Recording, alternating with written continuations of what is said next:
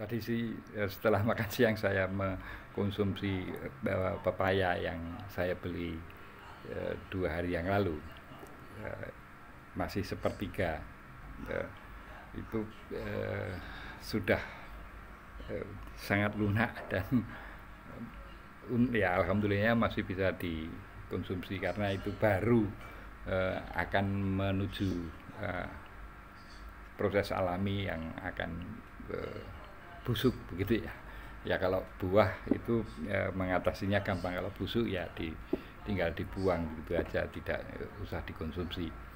Nah, persoalannya akan menjadi berbeda ketika yang membusuk itu adalah otak, yang lebih dikenal dengan brain root ya. Ini oleh psikolog Vera itu menengarai adanya proses pembusukan otak yang salah satunya disebabkan oleh ketergantungan terhadap gadget, terutama di kalangan anak muda dan anak-anak. Itu akan mendorong terjadinya brain rot atau pembusukan otak, di mana pada orang yang mengalami brain rot itu akan kesulitan untuk menggunakan kemampuan otak secara maksimal, kemampuan menganalisa, kemampuan berimajinasi, kemampuan berabstraksi itu menjadi sangat terganggu dengan adanya brain rot. Nah, kalau mungkin ditelisik lebih lanjut, kira-kira kalau tergantung pada gadget itu pilihan pada aplikasi apa itu barangkali juga kalau ditelaah lebih lanjut barangkali juga akan ketemu jawabannya. Apakah X, apakah YouTube, apakah Instagram, apakah Facebook atau TikTok. Nah, berdasarkan saya lupa yang menyurvei siapa, tapi kalau Anda search di Google itu akan muncul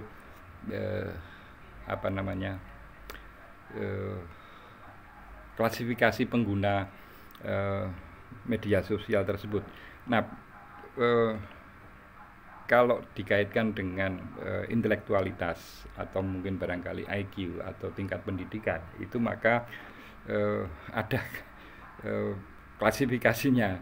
Artinya pengguna X dan YouTube itu memiliki klasifikasi tertinggi dari sisi intelektualitas. Jadi yang tertinggi itu X, kemudian YouTube, kemudian disusul TikTok, dan yang terendah disusul Instagram, dan yang terendah adalah Facebook dan TikTok. Nah, barangkali kalau saya sudah lama tidak menggunakan TikTok karena berdasarkan pertimbangan teknis itu saya delete, teknis gadget saya, karena itu memberatkan gadget saya, maka saya putuskan untuk saya delete.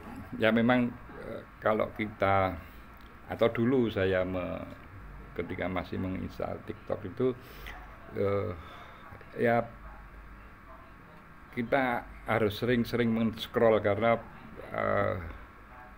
banyak konten yang itu ya sekedar ngisi konten segitu aja, tidak ada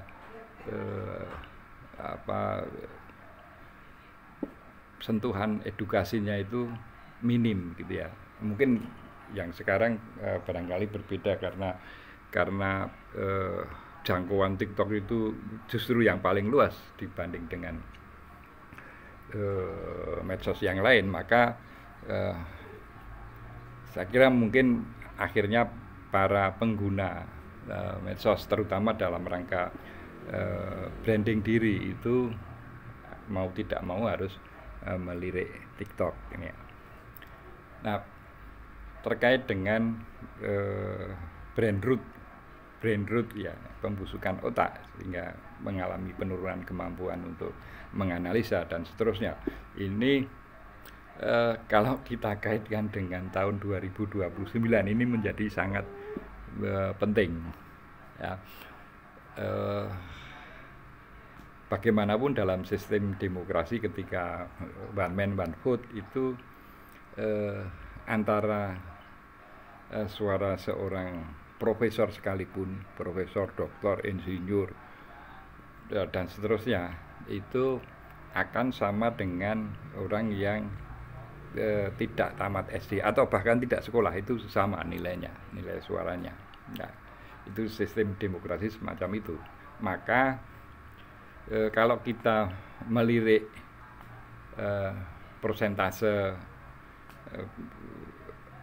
jumlah penduduk, persentase penduduk yang berpendidikan tinggi di Indonesia itu sebetulnya sangat memprihatinkan, karena kita itu hanya tahun 2024 terakhir itu ya, kita rasio penduduk kita yang berpendidikan tinggi itu hanya 0,45 atau 54, saya agak lupa apa namanya angkanya, tapi 0,45 ya, taruhlah 0,54. Itu kalau dibandingkan dengan Malaysia maupun Vietnam, kita masih kalah jauh.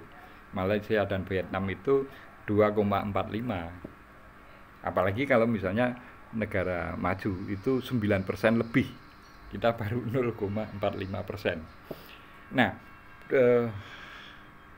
itu kalau misalnya dikaitkan dengan 2029, maka pilihan yang logis adalah ketika seorang politisi itu akan menggunakan media sosial, tentu meskipun TikTok adalah ya bahasa sederhananya paling tidak intelek, tapi itu justru sarana yang paling efektif untuk menjangkau masyarakat yang lebih luas, karena jangkauan X itu terbatas. Memang kalau kita lihat X itu apa namanya, orang yang di situ rata-rata menunjukkan ya relatif pendidikannya lebih baik. Kalau YouTube ya itu masih di bawah X ya, kategori pendidikan berdasarkan apa yang kita tonton itu. X memang lebih intelek begitu ya. Nah, cuma persoalannya kalau kita lihat persentase tadi, maka seorang politisi yang hanya misalnya berfokus pada X, memang dia akan mudah dipahami oleh kaum yang berpendidikan, terutama berpendidikan tinggi. Tetapi ini tidak dipahami oleh masyarakat yang, kalau dalam piramid itu kita orang yang berpendidikan tinggi berada di puncak, yang itu jumlahnya sangat sedikit, sementara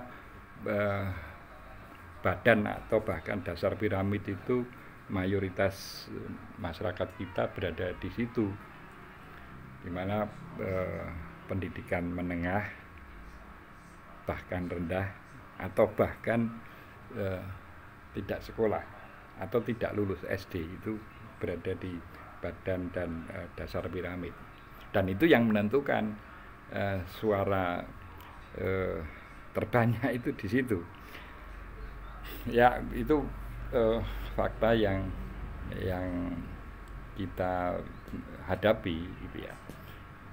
Ya, apalagi kalau misalnya dikaitkan dengan apa yang dilakukan oleh our vice president beberapa hari yang lalu gitu, itu mendapat respon yang sangat negatif itu di YouTube ya, terutama di YouTube.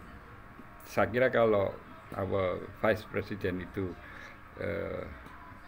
saya tidak tahu apakah di TikTok itu responnya juga negatif.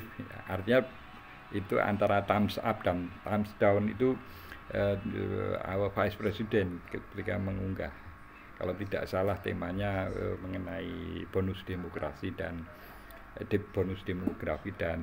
film apa itu, animasi Jumbo itu justru respon masyarakat itu bahkan banyak yang menghujat. Ya, ini risiko ketika kita menggunakan media yang kategori pendidikannya itu high profile, yaitu mereka tidak dengan mudah kita pengaruhi pikirannya atau opininya berdasarkan apa yang kita sampaikan.